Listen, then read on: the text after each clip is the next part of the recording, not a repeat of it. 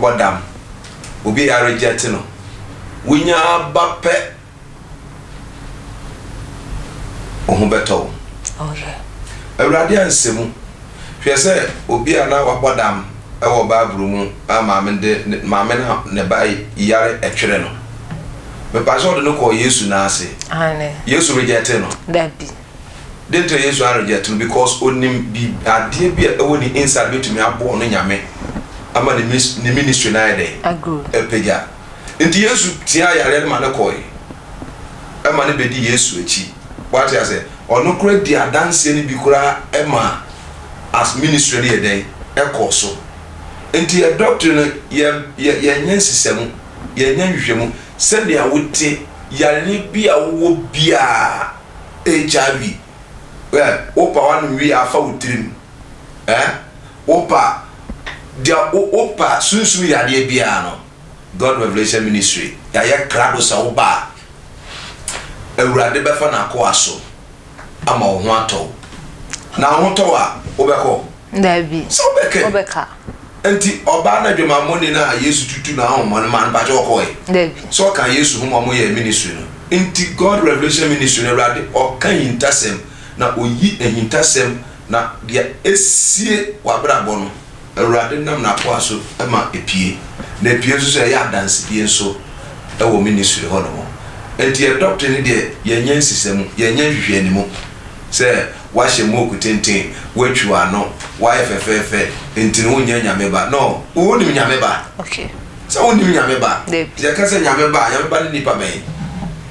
that is a question enti minu ya no mo hwe ina omo mfa show mu trimu se God Revelation Ministry ya nya chinchina boduku chinchina yesi but the hiane ne se obesiesi wo ho ama Kristo maye no wanya yiraba life ready oh Yesu say anamu nim say me be ya akoa ema mo se ne amo mo be ya defo or the for dressing tantantan debi or the for dressing me pa cho ati say wa oni ma the for dressing uhu ka edimu uhu ntade what am I chiro no entini ya safo no de ya dane ne omapa edidi kire ya kanya me adwene so kire wo ne ya sade nyame asem a krojen e de amount but wo jepe unko bebi abi okay I say injection ya the mouth pe obeda ho a unko bebi abi okay yenko sunsum ensemu ya hwe Ghana hanu musia keka wona o yesunsum nsema na ka ye mozama anase jidi kokko ene Christa safofoi muni omo anawo de titiru muni mozama fo brabibo na mozana fo no omo ya abosomfo anaso wanyame nyamesomfo omo nyamsofo na so se na wo ka sunsum nsem de enim se won ne taye sunsum nsem Yesu Kristo okansemi ose wana wombesum Yesu Kristo amunso ne yemfa nkore ene honhom ade mienu what ya say honhom awurade be fa so waye osunsun dwuma wie owie a eko what ya say owie waba honam ne de nokore okay ose honhom de ene nokore onfan zan nipa onfan twa nipa onfan boni pepo nokore mu enti oba God Revelation Ministry odifo gina oka kire open me pa cho me wo hobby o se da bi me pa cho ba ne sen e na me hoye means awurade honhom aba according to Ezekiel 37 o se awurade honhom ba me so enti yenya kanya me asem wie e de ma wie a se awurade honhom ba na ko aso na dia ehintaw no oyipie ma enti monzana awoyo na kaba am chiro Pentecost bebre Pentecost asofo assemblies asofo Methodist asofo bebre dwane ekwa we sunsum enwuma edi ekire okay what you say manhunu I be different churches we be Pentecost ni bia ono angasa owo problem sofo no boro chenhwe enso nim se sunsum na edi ekire okay ndi abra ye de ne hia pepepe yewe awurade se yewe oye wi a officer and they try ya fana ngowura baby say anya bibi ama no ye boy urade din okay what you say enti sunsunjuma ensuwe omo tradition ni the same the spirit na back enipa bi mo na ma wo yesunsunjuma omo fi say ya bosum niama okay what you say nipa bi nim ahaban wa na boy nyakopon e pa jo bosum wa ahaban dabi ma bi wata wa ahaban dabi nyame na boy ye okay Proverbs or so or Revelation 22 or so os yendi duana ba no me mfa aba ne nyede asaya na bia dan ye say abosom de ma oba e de haban e de ya kwankire ma wa wo ho beto just say titi no mo yiso haban e wiso haban na bibia ni wiase a awurade ye boni din faso a ye de ye akwankire ma wa enye adwuma oh sorry then I was sorry fee aju nsem ai aju nsem o because say no we bibi sa was dem say ase wo ya ye busum ni me pacho o kan 2 Kings 2:19 a odifo bi ko kuro bi so na okọ na nsuo bi wo kuro mu a edi wonya okay pa se busum ho se na busum kuro mu ho komfo ho adentro mantumi ansasa adekro de yare okay enti nyame wo le ba na ko a no so no o se mo ma me nkyene mbajo nkyene so nka bibi wo so bibi wo mu dabi sa na tie enyem ni nya abosom ni oma eno nya abosom sem pati ase wo mpabo e betuma ka je mpabo we wuro for na tu fo ma kusifie wo be kon de ha no be firi akọ mbajo no ya abosom ni oma te wuro mpabo free shop studio ha na me nante akofi se ne ha menti na me thank you ento kona se free wo kwa ene abosom ni oma dabi enya abosom ni oma bosom ni oma hu no obehunu ena nyame ni oma nso hu no be den obehunu enti ya de bia ye bia God Revelation Ministry bia no ebezi wo nyame asem so what you say ebezi wo nyame asem so akwankyere bia enyina nyame asem so bia no enya akwankyere papa enti oba ho no ma ye de nyame asem ne ma enti de mo a obekọ nanim anase obaba odifo anim no a obeka kyerɛ o sɛ yese no ebezi nyame asem so what you say enti munzana obisi foda water nye incense nye what you say enso tetemere mo no sa incense sa yawo Yesu Kristo no omo de na diko hia Yesu Kristo incense ade den incense na minimu ana foda water ka aduham ya bodin se perfume perfume anase ya foda se ya model yesi aduham ana meboa enti adentina obi yusu nioma ho se we abosom nioma set baby as say ya dru no because say o say e come here say wana on free nyame ne wana was won sum nyame no nioma free nyame obehu no oh ebe ha obehu me can say asem so me can say wana won sum nyame na was sum nyame foforo no on say come here say sa incense ene foda water ana ya wode ya adwuma ene ntie hu sense hu say asofofo binum eyi so aso de ma ye hu ni say mama ka asem 31st ya 2021 me pa cho say ya foda no ya abosonsumfo yi ya say ya adifa abosonsumfo yi o mu na ye yusu awoyofo na yusu anamwa na foda water esan 31st yi wa mu na yusu ye to say e short wo Ghana e short the whole Ghana and na opebiato na opebiato somebody Yesu sumjuma asa mu yusu foda water wa sorry ye yusu boni ni ho boni be na wo ho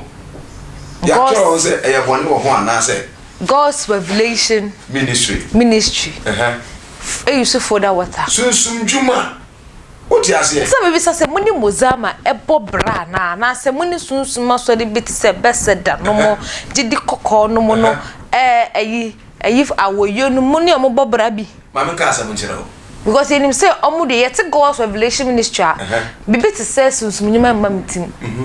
nya maybe amuka ne sunsunyima na bia minim eno na orthodox for no ye ne deliverance dia me awa bia obechira se ama me na me chira wa asem yi what you say obi si deliverance say blow for kasa ai enti o de betwe ase chira say deliverance we producers mo am deliverance o de betwe ase deliver say odi ade ma obi deliverance o za toso ya de brofo semne dia eye enye odie afi wana ka jo se ka odie say mo producers wa ayo what you say ai Abraham my kwata no odifo bi na oho okay okono wangohie odifo no mpo keke o oka kire ne se on kan kire him as on koto nsuo no mu empressing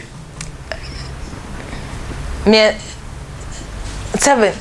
impression ai na ne kwata ne be dey ebeko enye Heman kwata Laban Laban no say hallelujah because you say Heman wo Esther Heman na you can say authority a Esther ne Seleba Naaman kwata okoto 7 times anameboa otom ne hoto no ne hoto no eno ne sansuo no okoto mu eno ya kwankyere enti wo ba na se nyamu nkonkron fa na kom ka kire se sei ena awurade kan akoya mpacho eno na yebone so for that what are you there mpacho no ye ma hwafo no for that what am me bisa wo utimi ye bi anke ye pe ingredients awode ye for that water ai aya habai sa aya habai oh into for that water ye mani pedia ente any anointing oil mu yusu chin anointing oil for that water anointing oil ba mi chiro sa anointing oil aya habai no mo de ye aya duaba